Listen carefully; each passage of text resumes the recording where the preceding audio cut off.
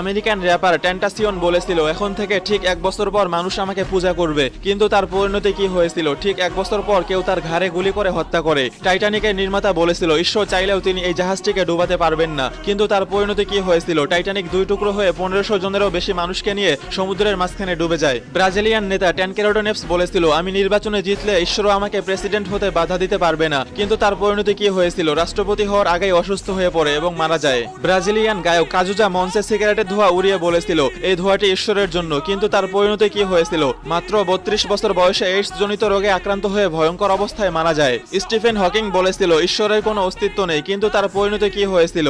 মাত্র 31 বছর বয়সে নিউরোলজিক্যাল রোগে আক্রান্ত হয় এবং তারপর মাত্র কয়েক বছর বেঁচে ছিল। আর ফিরাউন বলেছিল কে এই আল্লাহ যার হুকুম আমাকে মানতে হবে, এখানে আল্লাহ শুধু আমি। ফলাফল কি হয়েছিল? ফিরাউন তার সমগ্র সৈন্যবাহিনী সহ ধ্বংস হয়েছিল এবং আমরা সবাই তার করুণ পরিণতি দেখতে পাচ্ছি।